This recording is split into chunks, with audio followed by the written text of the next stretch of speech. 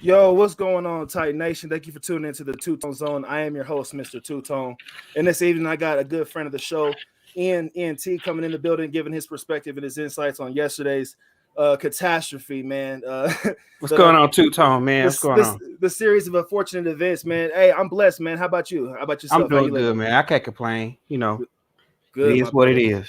It is what it is, man. We've had about just a little over 24 hours to, kind of dwell on things and sleep on it. So I wanted to hear some different perspectives on yesterday's game because most people that tune into the show got to hear my perspective along with D Weez, and we had a guest on the show, Mark. Hey, shout out to Mark if you're watching right now. Thank you so much for coming on those past 2 episodes. You made a real fire, man, with your perspective. So thank you for your insight. Shout out to you. But yeah, we'll go ahead and just start addressing the elephants in the room. We also have a special guest that I want to introduce before we get cracking here. And also another good friend of the show. This is his first time on the show on the Two-Tone Zone. So he has a podcast of his own called Let's Tighten Up Podcast here on YouTube. But I'll go ahead and let him explain where you can find him and what he has going on his platform. So without further ado, I'm going to go ahead and bring on P. Shark from Let's Tighten Up Podcast. What it do, y'all? What's going on, man? Not much. All right.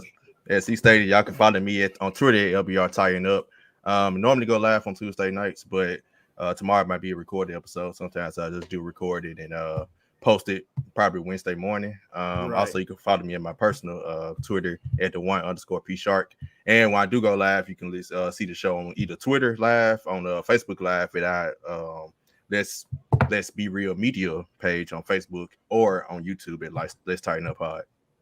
For sure, man. Hey, we appreciate you coming on the show, and I make sure to go check out his platform and see what he's talking about on his end, because different insights, different perspectives are always good and always key when it's pertaining to football, because you start to see things one way from your own personal bias, but then you take a step back and you go listen to some other folks and you're like, okay, that person might know what they're talking about, right? So right, it gives you a balance here. So let me just tap into some of these comments.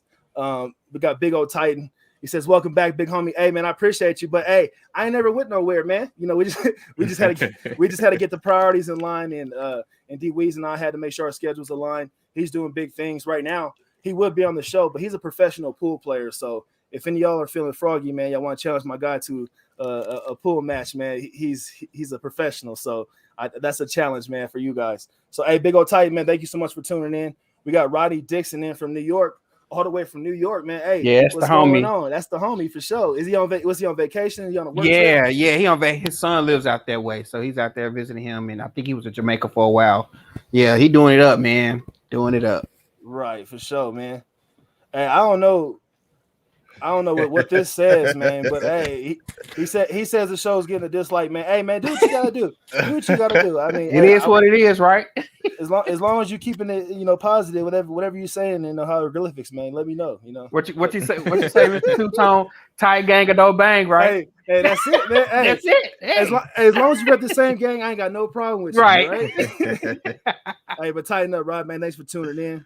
And what he's talking about, he said, "I'm still fired up about yesterday, but he couldn't even sleep." Hey, that should be the whole Titan Nation, man. Every Titan gang member should have had a bad night's rest, man.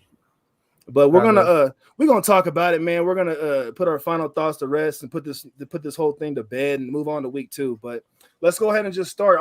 Ian, I'll go ahead and start with you for the first question, man. Watching the game yesterday, if you could pinpoint as to why we lost, what would you say? What would be your answer? I'm gonna be honest. Just doing some reflection. I think not only the fans, but I think the team also bought it to the hype going into the season. Right, they bought it to their own hype. You can definitely tell they didn't really come prepared. They didn't show up. Right. That's definitely not the team that we were anticipating. They definitely look better on paper. They're definitely just a better overall team. I think overall they fell into their own hype and didn't show up. And also just seeing how people were asking about, man, when are Julio and Tannehill going to practice? When they're going to get together? When they're going to get some continuity going? When is Derrick Henry or AJ Brown? When we're going to see all those guys out there together? Whether that's training camp or whether that's in the last preseason game with a couple of snaps, a couple of series going on. Like, we didn't really see any of that, and that showed going into yesterday's game. It definitely showed that There was a lack of continuity. There was a lack of preparedness. Right. Some of that is also on Coach Vrabes, on him not really rallying the troops, getting them mentally prepared. So I think most of all, they bought it to their own hype. They didn't show up, and they were ill prepared. I got you, man. I'm gonna chime in real quick, man. I can agree. It was definitely a combination of all four phases, from coaching staff to special teams, offense, defense. I want to push the blame just away from Vrabel just a little bit.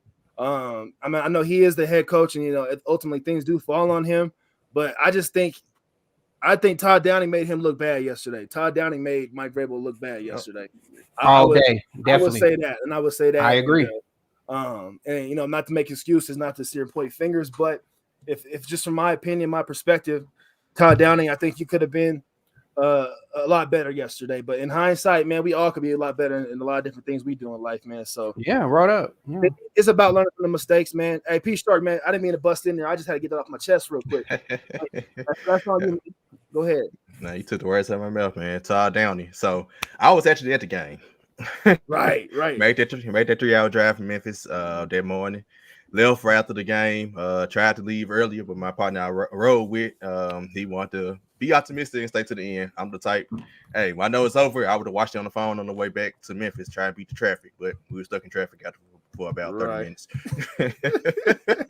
And good old Nashville traffic. But the turning point really in the game to me was on that when we faked the punt and got the first down, and then Todd Downing wanted to call 2 back-to-back dive plays right out the middle, right after the run had not been working. I don't know why they don't trust. We always ask the question: can Ryan Tannehill win like a shootout? They don't never give him the chance to. Right. Yesterday was the prime opportunity. We got Julio, AJ. They stuffing the run. We can't run play action because you can't run play action unless you run the ball. Got the ball, right? Yeah. Put him in shotgun. Let's go. Like we can't answer that question because they never give Ryan Tannehill the chance to actually answer the question. Man, that's that offensive line of ours yesterday, though, man. Like he had 35 attempts. He had 35 attempts yesterday. You know what I mean? And he got sacked 6 times. He fumbled the ball twice. He had a pick. I got to point to blame and give all that credit to the offensive line, or discredit, however you want to talk about it, man. Because they definitely laid multiple eggs, man. Folks, I don't know if you saw the thumbnail for this video, but there were some victims out there yesterday. Chandler Jones had some victims, and there was guys on the O-line that are missing in action, so we'll dig a little deeper in that. But I want to talk about you going to the game yesterday. I want to talk about that atmosphere in Nissan Stadium, bro. Tell me about that from the beginning, and just the energy and the vibes that you felt. Oh, it was amazing. Just to think, like, I've been to Tigers games previously, and most games, I guess it's a mixed bag because you have a lot of out-of-town teams, specifically the Chiefs game I went to when we beat the Chiefs 2 years ago. Mm-hmm. That crowd difference was about 65-35%, 65 Tigers, 35 Chiefs. There was quite a bit of red in my section.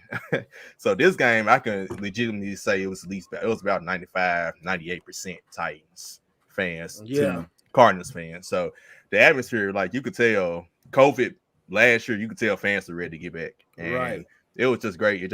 It sucks that they laid the egg like that when you finally get the crowd like that at the game. Man, just from my couch, man, I felt that energy, man. It was cracking at Nissan Stadium yesterday. Yeah, man, definitely. I wish I was down there in Nashville, man. You know what I'm saying? Yep. But hey, it was a surprise to many yesterday. Most folks had the Titans coming away with that dub.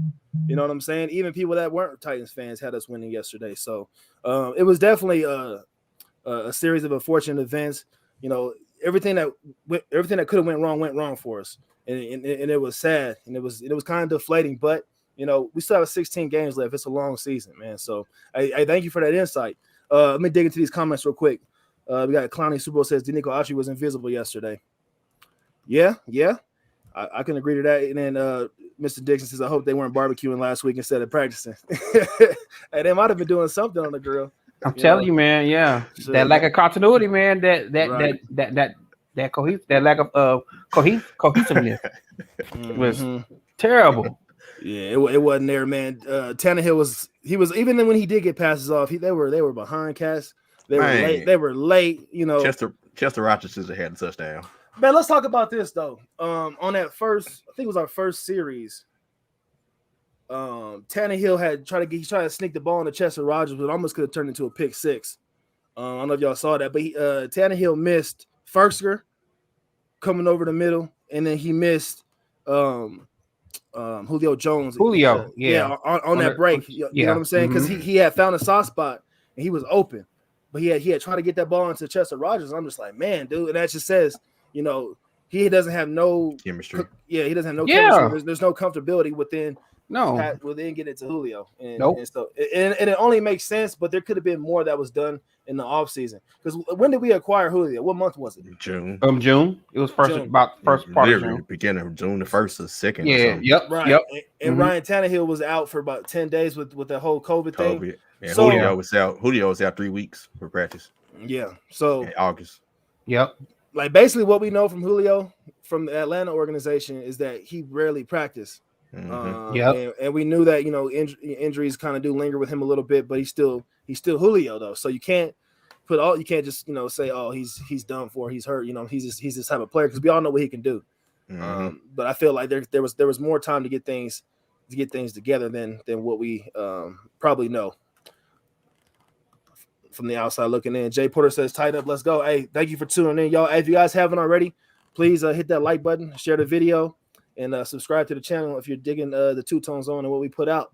Go check out Let's Tighten Up podcast.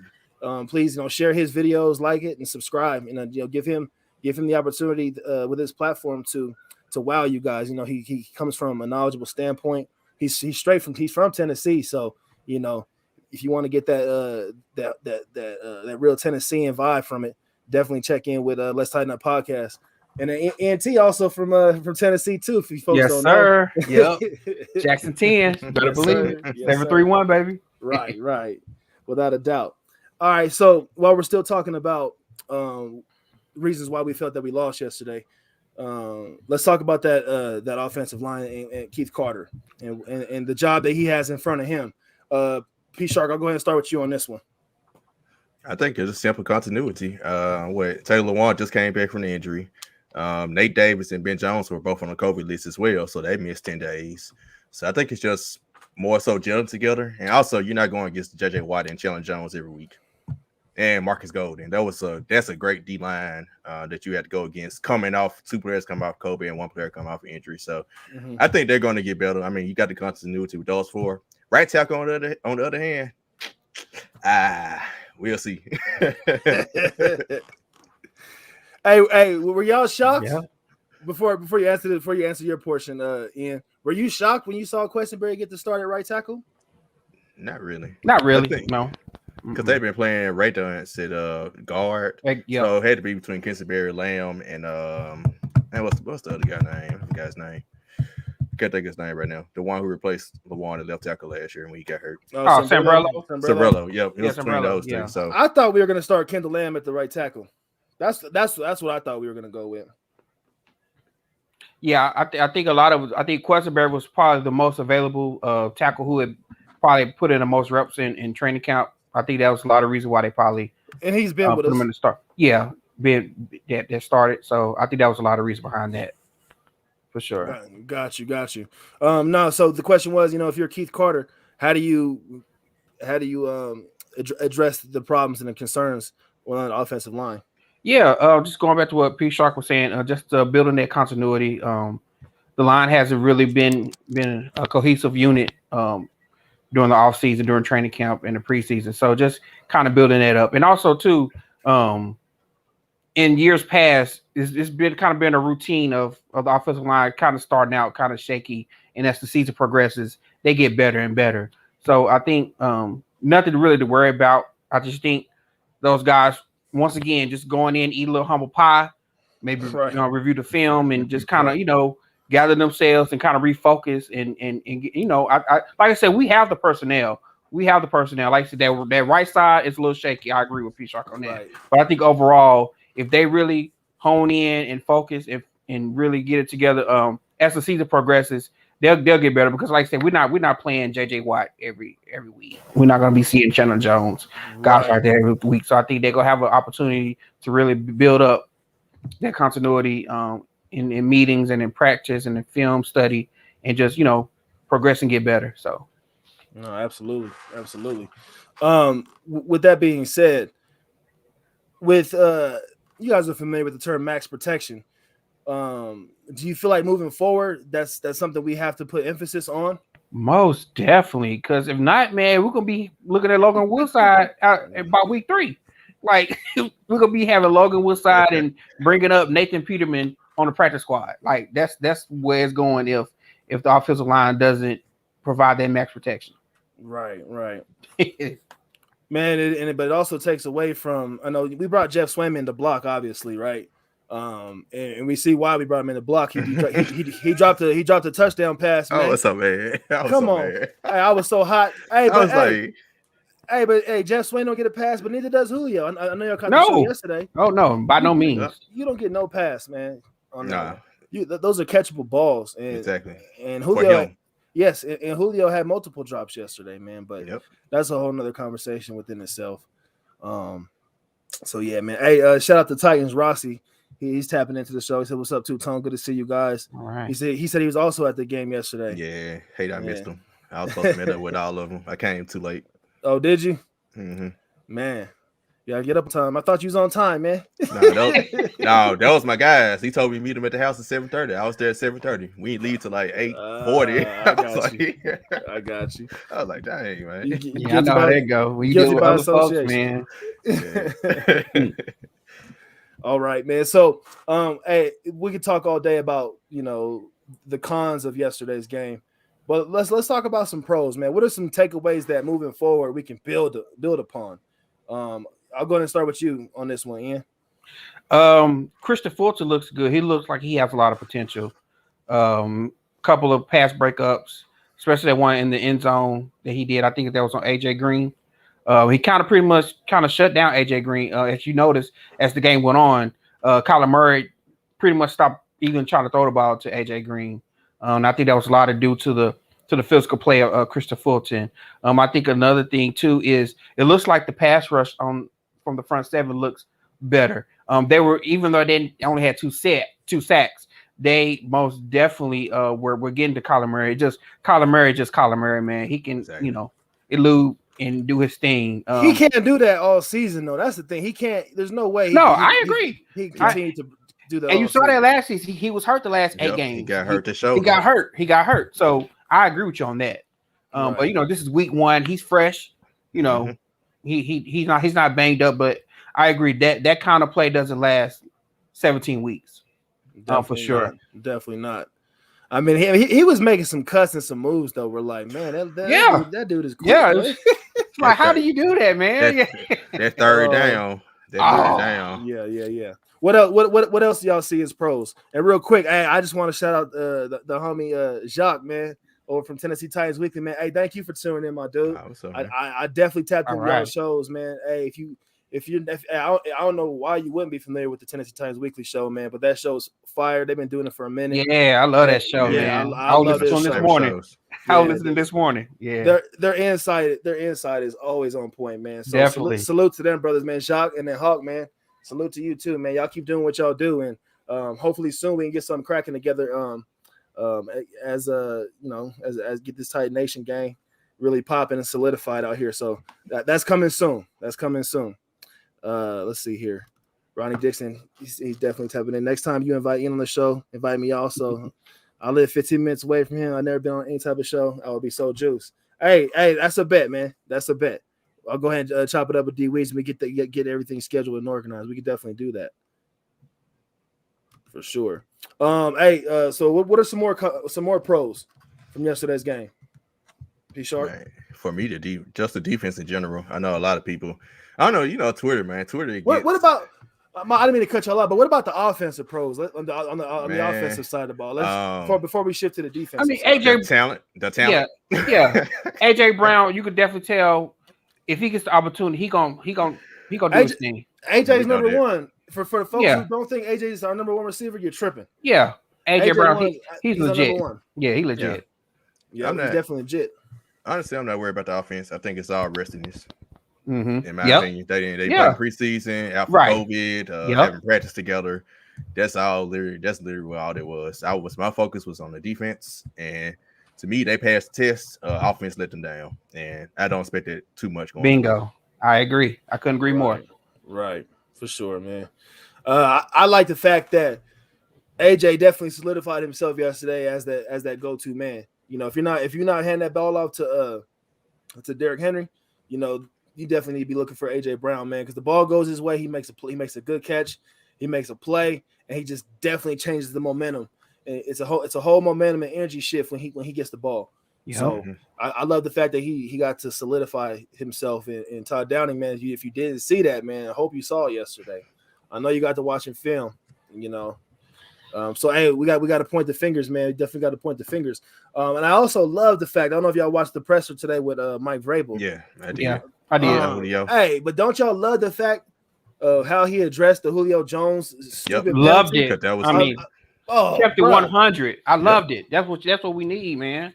Accountability. Yeah, accountability, man. Definitely. Yes, sir. And coming from the head coach, and he didn't even hesitate to say it. And I hope that sparks something within that locker room. Like, hey, this Hall of Famer just got called out. You know what I'm saying? And I'm not going to say what Vrabel said because we keep it clean here on the Two-Tone Zone.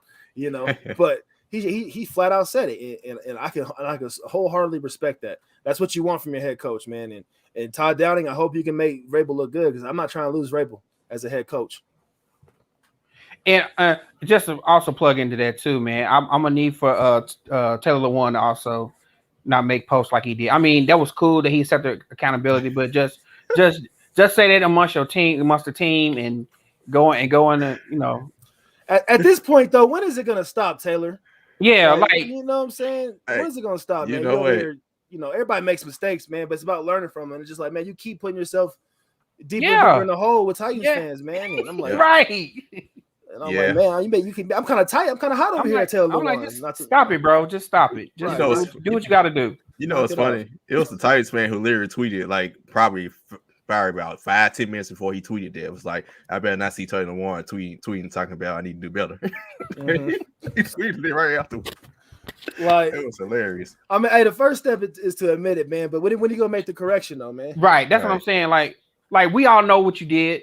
Like, just do it. We don't need to be on Twitter. Like, I don't need to hear a podcast with you and Will Compton and just go in the lab and do what you do. And he told Chandler Jones, thank you. Yeah. For exposing him. Hey, it's almost like we didn't plan for Chandler Jones. At all. No, not at all. It's almost like we plan. It's almost like we plan more for JJ Watt than Chandler Jones. Yeah. Because you noticed on that sack that I think it was like that second sack in the first quarter, Chandler Jones was by himself. Like, right. They was doubling JJ Watt. Exactly. He just came around and bam. Yep. Took advantage. I think it was one of those strip sacks. Yeah. Yep. That was it. Yeah. Man, dude. Hey, but getting sacked 6 times yesterday, that just gives you six extra opportunities to get hurt. You know, and Tannehill took some shots yesterday. That's why I said, man, if they don't do what they do, man, we're gonna be looking at Logan Woodside by the time we play Indy. I'm telling you. I want to commend Tannehill and let Titans Nation know how blessed we are to have him, because I did see some Mariota comments pop up yesterday talking about Mariota would be better. Mariota, when he got sacked, he wasn't coming back. No, he talking about his elbow hurt. You know what I'm saying? It's shaking. And I love Mariota. Yeah, me too. Right. This is the truth. Hey, man, you can't sit here and give the sugar pill to these folks, man. You know what I'm saying? You gotta keep it real deal, man. That placebo pill does nothing. It does nothing. You got to keep it all the way funky in here. But yeah, man. Let's talk about let's shift over real quick.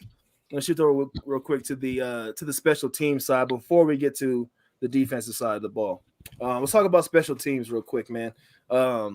Lack of research on my part, but I really wasn't like familiar with what was going on with Sam Ficken at the time, right? So when I saw Badgley go in there, I was like, I was really just like taken back because I was, like I said, silly me for not being up on top of the Titans news and stuff like that. But that one slipped past me.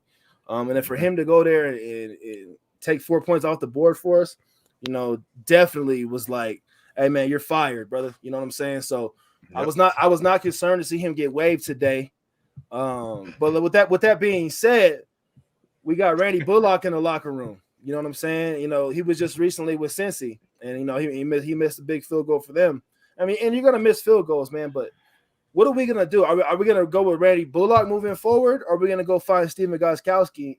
Like, what are we gonna do? Like, what's the move with our kicker? I'll go ahead and start with you, Ian.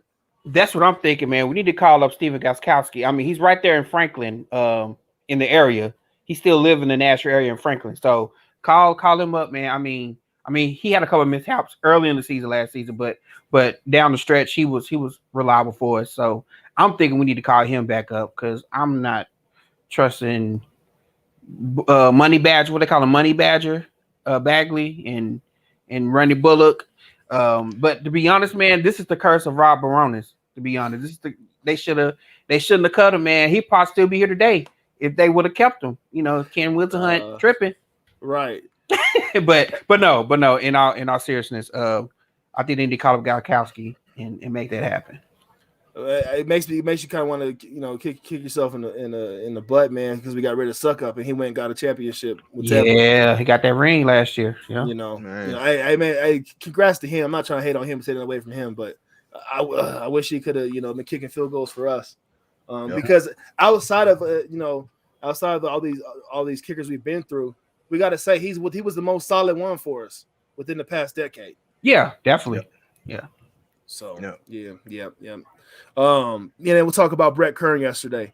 Man, he almost got hurt out there yesterday. He wasn't even getting protected out there. Mm-mm. So that's a big problem. We have the best punter in the league, so we can't afford to sit here and have him, getting hurt off of lack of protection up front.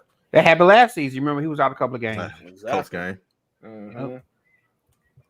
Man, that was a huge blow, man. Like, because didn't you think that they were going to call that back when he had got hit? But then unfortunately he got tipped. Tipped. Yep. Yeah. I thought we was about to get we was about to get a first down, a fresh set of downs on that one. I really did, man. Yep. All right, cool. Y'all have anything y'all want to talk about as far as special teams goes outside of what I brought up?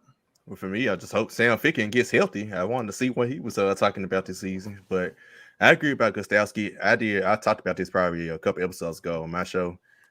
Kickers, so just like any other player, when kickers come back from injury, they need some time, right?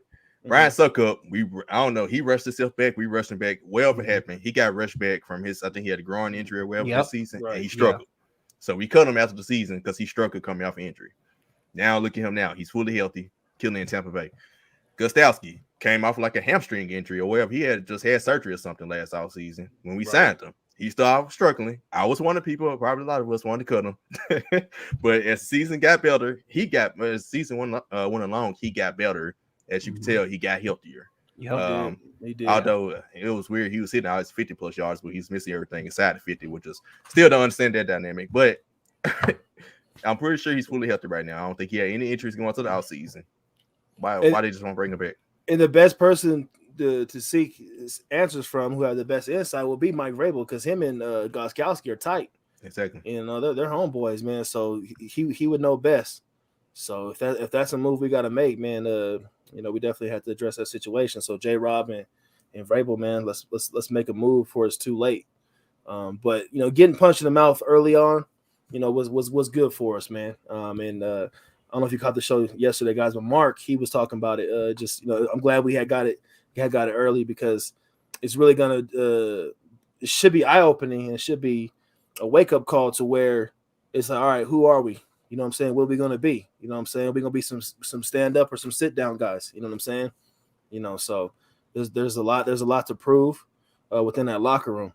Yep. And then I'll say one more thing about the offense. I want to hear your guys' opinion.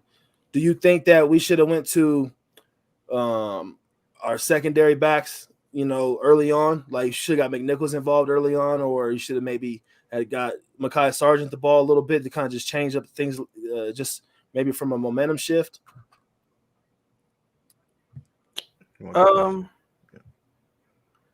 know. That's a good question. I didn't even really consider that, to be honest with you. That might have been okay. But you could tell early on in the game, they were definitely trying to prevent the run regardless. So maybe Mekhi Sargent, he was pretty good of get through the gaps pretty good during the preseason, but that was against second second string players. But definitely. I mean, that could have been something in consideration. I just think they should have done a little bit more passing, especially when they saw that the run wasn't working, regardless of whether it's Derrick Henry or McNichols back there.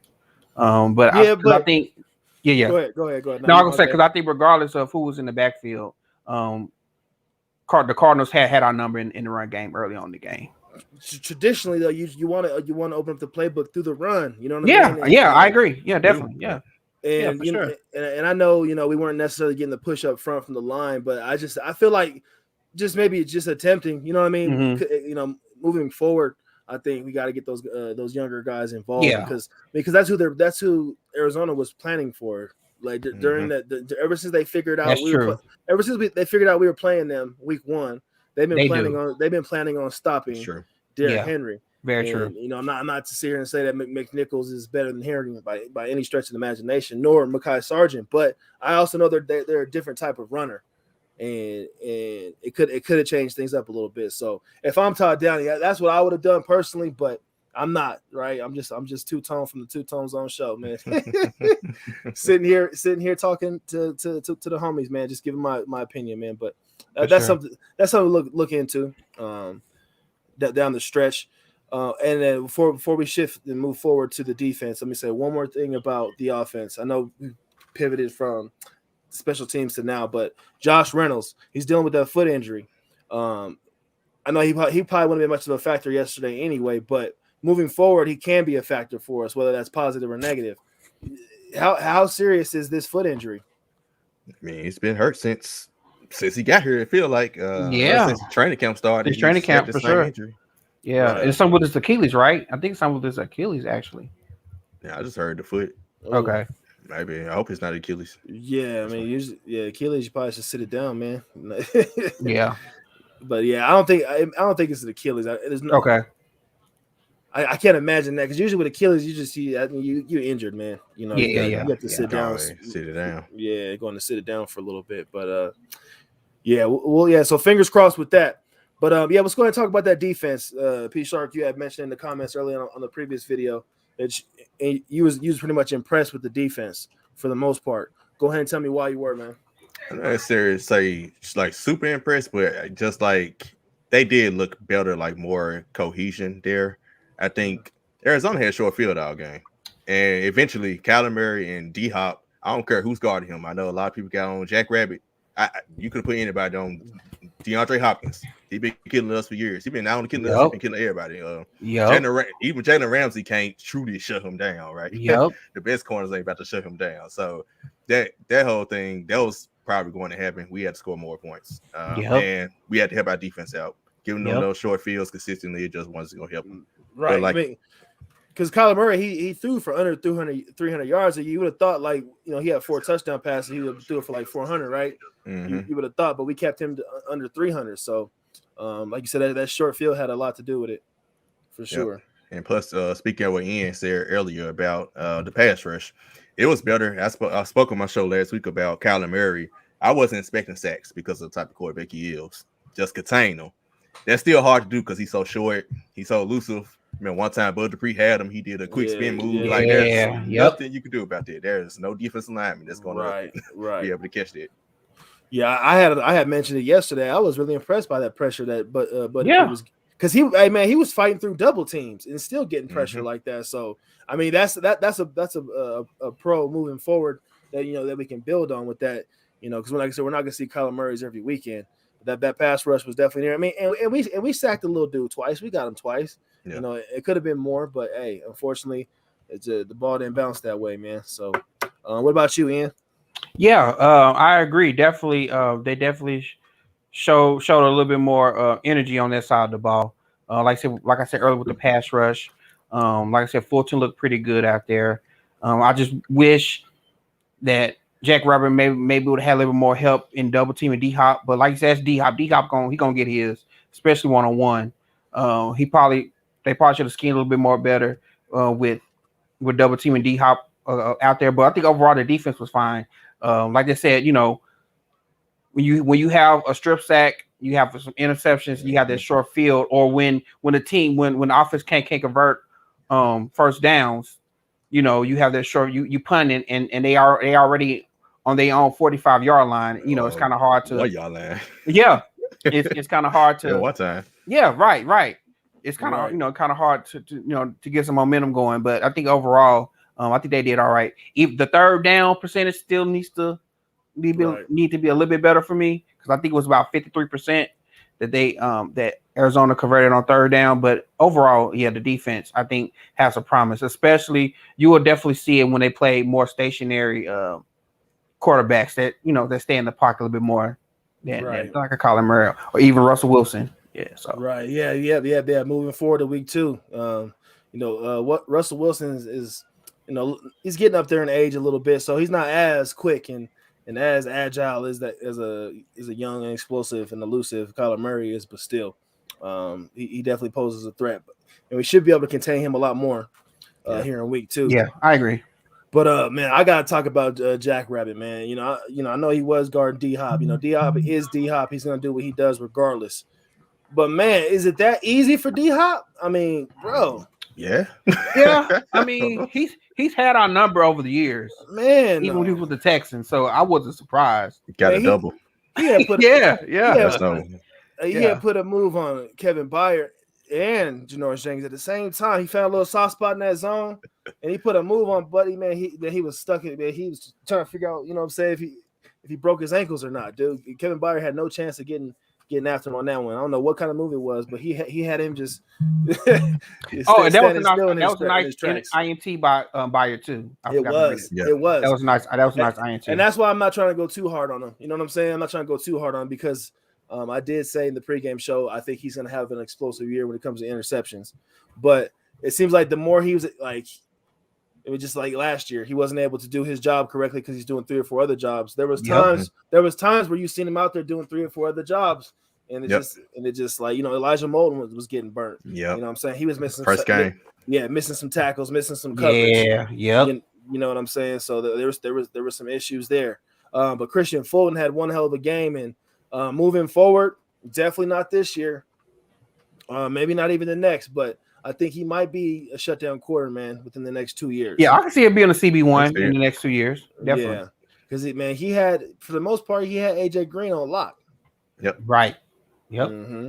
And yesterday on the show, Mark had we were talking yesterday during the game, and he was he was asking, should we have, or he was just putting it out there that, hey, we should probably switch Fulton over to Hop. Do you think that would have been a difference maker if that would have happened? Nah, I don't think so. I mean, D Hop gonna get his, man, regardless. I'm telling you, man, the best you can do is double team him. Right. That's about it. See, man, I just look at it, man, as he's only human, I mean, definitely. We over here putting this man on a godlike status, man. He's only human, So I don't know, man. I don't want to give him all that credit. I think there was something we could have did, man. Oh man, but hey, another teaser going into the pregame show for week 2. Who are we gonna stop? Who's gonna stop DK Metcalf? So DK Metcalf, I say this: as good as he is, he's not as good. Unless he's worked on this offseason, I didn't get a chance to watch the game. He's not as good as a route runner as D Hop. So that is in our favor, in my opinion. So just got to worry about his speed. Caleb Farley need to get some playing time. Yeah, we'll stop it. We'll stop with DK because we'll leave that for the pregame show that we're gonna put down. Mm-hmm. But as far as Caleb Farley, man, that's a real good point to bring up. We definitely got to get him some reps, and there was some Caleb Farley sightings yesterday. He was in special teams. I know he was special teams. Yeah, special teams mostly. Yeah. But you got to ease him in. You know what I'm saying? Because I'm sure up here he's not mentally prepared to go out there and play at a high level and play fast, right? And then just to play fearless, you know what I'm saying? Because you in the back of your mind, you're like, dang, man. Yeah. It's a business decision at that point. But we got to get him some reps sooner than later because down the stretch, we could look to him a lot to make some big plays for us on defense.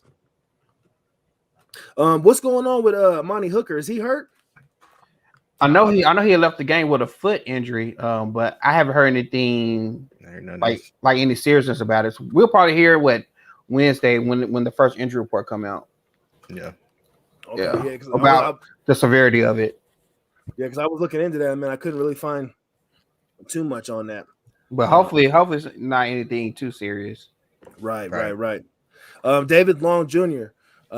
He's dealing with that hamstring injury. I think he would have been a factor out there for us yesterday. We missed him, especially on those third downs. We missed him severely because man, because he's like Jayon. He's like Jayon because he can cover, but he can also tackle. Right? He can also be a guy to shut things down before it happens. And he's got good speed too. Not great size, you know what I'm saying, but he's got good speed. So we definitely could have used Buddy out there yesterday. Yep. Without a doubt. Yeah. Hey, Devin K said that old line. What's up? What's going on, Devin? hey, is that your partner, P Shark? Huh? That's your guy right there, your homie? Nah. Devin? Nah? Oh, okay. I could have swore I seen him on your show one time. That's my fault, Devin. Hey, man. Hey, thanks for tuning in, my brother, though, for sure. And that old line, man, we definitely passed up that old line conversation, but since you brought it up again, moving forward, is Questenberry going to get that start in the right tackle? Devin, you're going to give me your answer in the comment. What about you, P Shark? Probably so. I don't know. I mean, did Sam Bradlow even play? Nope. I can't recall. Nope. He didn't play at all. I mean, maybe give him a shot because Lamb. Well, they put Lamb at left tackle, so maybe I have no clue. I think Kendall Lamb would do better on the right side, man. He would, yeah. I really do because you're putting Kendall Lamb next to Roger Saffold, and I feel like Roger Saffold, man, just by listening to him in his press conferences, man, he seems like he's a real particular guy. You know what I'm saying? And he doesn't seem like he's gonna be out there trying to help you. But he seems like gonna be the guy. Hey, do your job. I'm gonna do mine. And then when it's time, and when it's time to combo block, I'm gonna be there.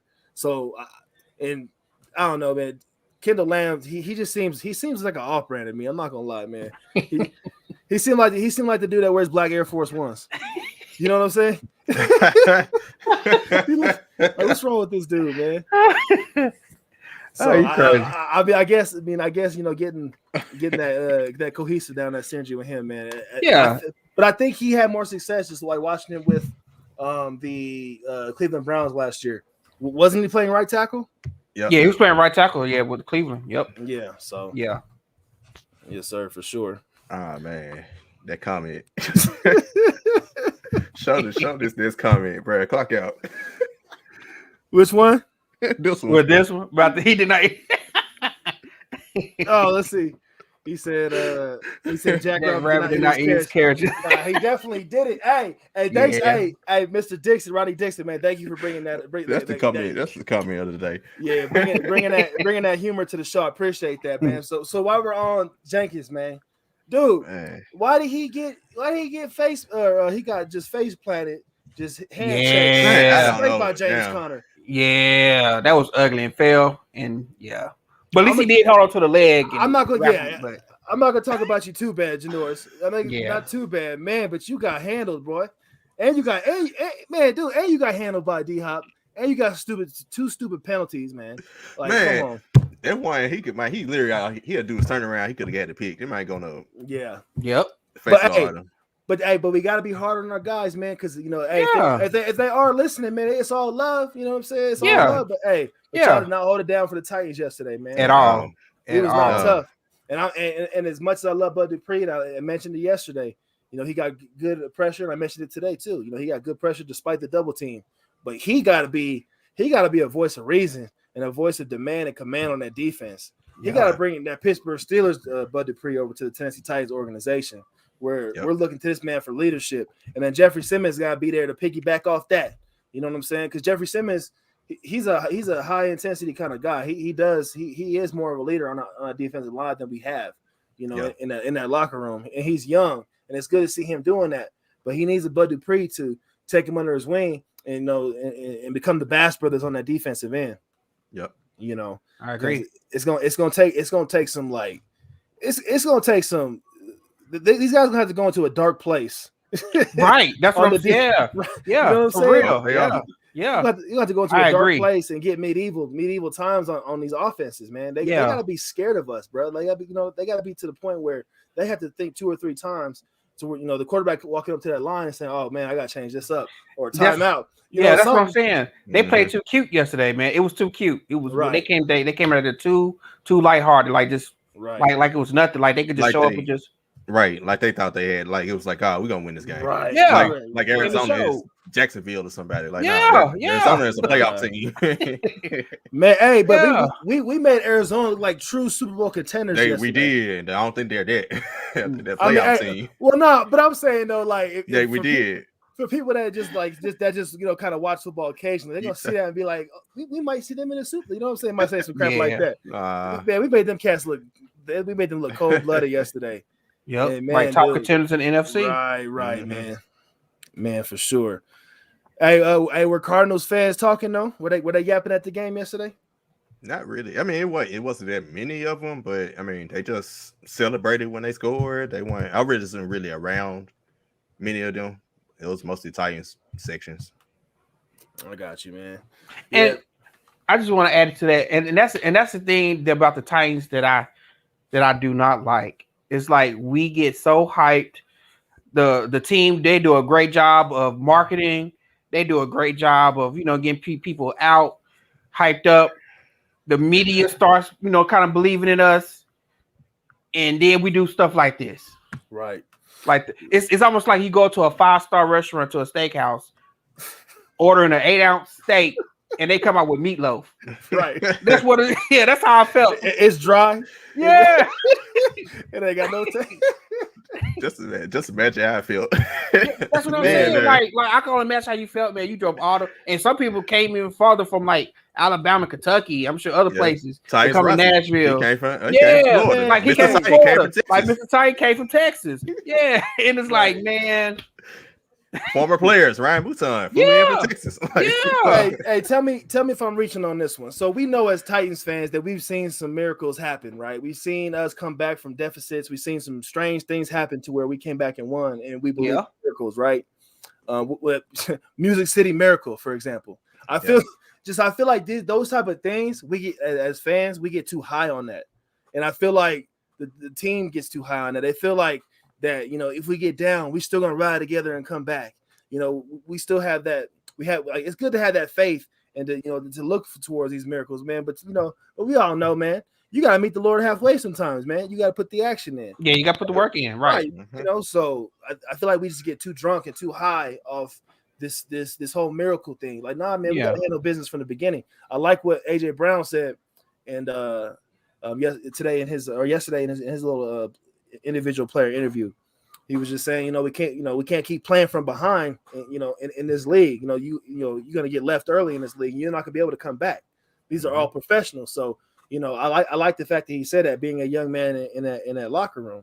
He's a leader too, and I think we need to take that mentality and take that statement all the way to the heart, because that's facts, man. We can't keep playing behind the chains. We can't keep shooting ourselves in the foot, man. Like, we're our worst enemy right now. And I mean, not even right now, just the past 3-4 seasons, we've been our worst enemies. Yep. So we got to get rid of the whole mentality, that whole mindset, because it's just creating a recipe for disaster, man. Like you said, we ordered that steak, but then we got that meatloaf. You know what I'm saying? Nah. We definitely don't need that. And we definitely don't want that bitter humble pie. You wouldn't want that for dessert. See, we love being the underdog. Like, exactly. Right. While I was watching the game, I was like, the first thought was coming to mind. I was like, damn, we playing Seattle this week. But I was like, we wasn't even the underdog though. But I hear you though. That's what I'm saying. That's why we lost this game. But that's my point. Yeah. Now we're going to be the underdog next week, and guess what? Oh, I see what you're saying. Okay, we're probably gonna win. Yep. That's what we do. Yep. Yeah, we always got to play with our back against the wall. It's like, man, I'm tired of having my blood pressure so high watching these games, man. Like, can I just breathe a little bit and just be okay? Hey, to this comment, the best Knock ability, the best ability is availability. Right. And man, Clowney, man, he was never a sack artist. He was just really disruptive and have freak speed. But I need to play more than 6 games. Outside that big play in college, like, what has Clowney really done, like, for his legacy, to for him to get that bag like that, and to have us hold him in such high reverence, man? Hey, man, Clowney's a buster, man. He's a buster. Yeah. You know what I'm saying? He looked pretty decent yesterday against the Chiefs, but they still took that L. Yeah. He's good when he's hurt. He's like he stays hurt. That's his problem. I I'll agree with this statement here. He said Harold Landry is one of the most underrated players in the league. I'll agree with that. Yeah. Man. He plays hard, man. He plays hard and fast, and he plays physical. Yeah. But yeah, he got hurt. He got hurt yesterday as well. I don't think it was serious. I don't think it's anything serious though. Because he and Tart ran into each other. They ran into each other. Yeah, they ran into each other on some weirdo stuff. That was like I said, it was just a series of unfortunate events. It was a perfect storm. Like it's just some weird things happened. I really felt like I was in the Twilight Zone yesterday. You know what I'm saying? Straight it was weird, man. Yeah, that whole vibe was weird. Justin McKinney says Cardinals D-line was the best I've seen in the years. Tighten up. They're going to give every team this year fits. Watch. Hey, I'm not going to disagree with you, man. You know, this man, Chandler Jones, set the tone early. Most cats, like D. Wees was saying yesterday, he said most cats get 6 to 10 sacks in a year. You know? Yeah. He got 3 in 1 quarter. Yeah. Right. You know what I'm saying? In 1 quarter. First, 10 minutes of that quarter. Hey, he is one freakish, like just his size. I'm talking about from his physical standpoint. He is freakishly at like weird shape, but he's, you know what I mean? Like he's got long arms. He's really fat. Like he's really athletic, man. I don't know if they were testing some stuff with him. That man's freakish. Hey, but let's talk about before we start wrapping things up a little bit. Let's talk about the AFC South right now. I know it's early on in the game. I know we're third in the AFC South right now, and it doesn't mean much. You know what I'm saying? You know, considering the fact that the Texans got the dub yesterday over the Colts, right? You know, so with that being said, where do we fall? Where do you guys think things are going to land as far as us having to be in competition with either the Jaguars, the Colts, or the Texans? Where do you think? Who? Oh, my bad. I thought I said something wrong. Could have said the Colts. I don't know why you mentioned the other 2 teams. Well, I mean, hey, you know, like you said, they're all professionals, man. So you can't really sleep on any of it. You know what I'm saying? It's especially the eggs that we laid yesterday, man. Like, oh yeah, we take care of business against the Texans and Jags like we were supposed to. Colts, we're gonna split like always. Probably gonna lose to them at home as always and beat them in Indianapolis like the last 2 years. Between us and the Colts, and that depends on Carson Wentz. Man, I kind of agree with that. I kind of wish we got a chance to open up the season against a divisional opponent. Yeah, like Jags and Texans got blessed playing each other because it was just two bad teams playing against each other. One had to win. Yeah, that's what I think. I mixed it up. Yeah, the Jags and the Texans play each other. That's yesterday. I mixed it up. The Colts and us had the toughest draw because the Colts played the Seahawks yesterday. That's right. I'm sure next week the Colts played the Rams and we played the Seahawks. So both of us very well could start 4-2.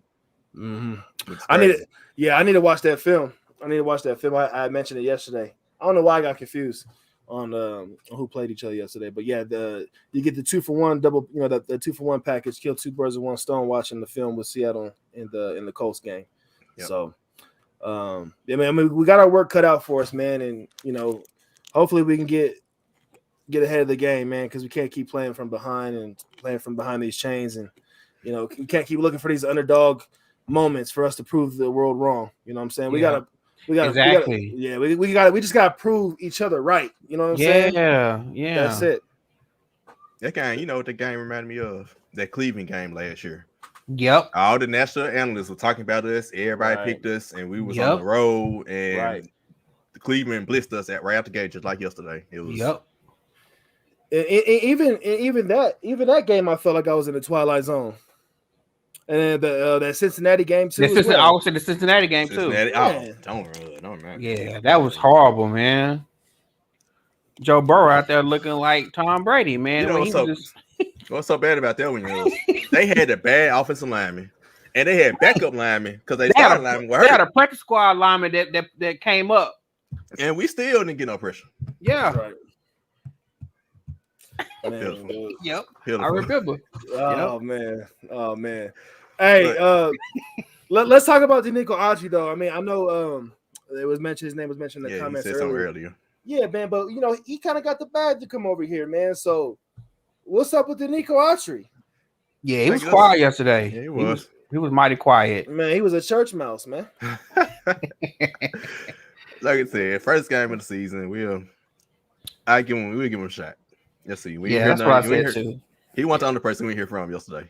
Yeah, we just don't need another Clowney and Vic Beasley duo. You know what I'm saying? I don't think he was like. I won't put him in that category just yet. Yeah.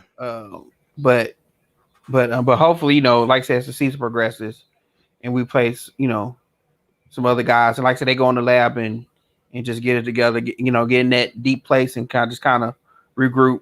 We definitely can see what they're about. Right, man. Oh yeah. Also on Twitter, I compared this game. You remember a couple years ago when Cleveland had all this hype all off season.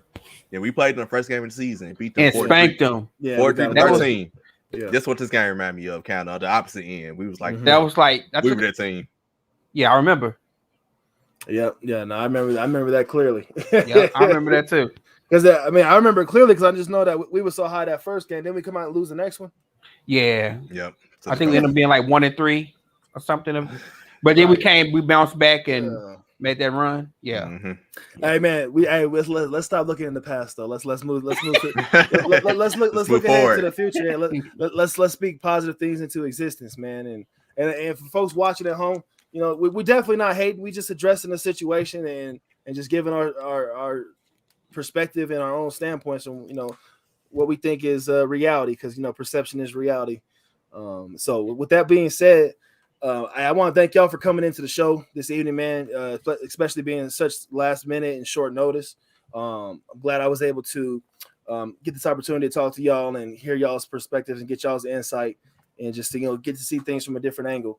Real quick, P Shark, tell the folks where they can find you at on YouTube and Twitter and whatnot. Yep. You mainly follow me on Twitter at LBR Tighten Up and my personal Twitter at @1_P Shark. I go live every Tuesday or do a recording. Go live on YouTube at Let's Tighten Up Pod, on Facebook at the LBR Let's Be Real Media page, right, and on Twitter at the Twitter page LBR Tighten Up. And all my shows are audio as well, so you can listen to it on Spotify, Apple Podcasts, Google Podcasts, you name it. For sure. And then and I don't want to forget the OG Ian Talley in here, man. He's been on everybody's show. Every Titan YouTuber show, man. He's an OG. He's respected out here in these streets, man.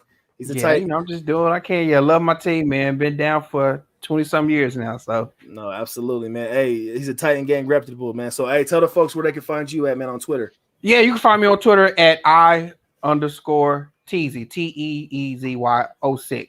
You can find me there on Twitter. For sure, man. I'll read one more comment here from Justin McKinney, man, because I appreciate just him saying this right here. He says, appreciate the channel, you guys. And he said, for the boys, man. Absolutely, man. It's always for the boys.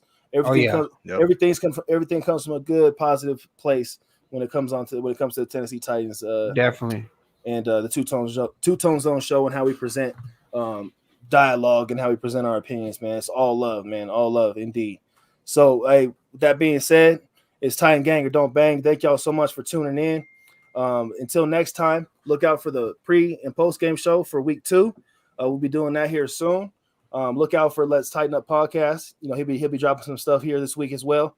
So the drill, go. If you haven't already, subscribe to the Two Tone Zone. Subscribe to Let's Tighten Up podcast. Smash that like button and share the video with the family and friends.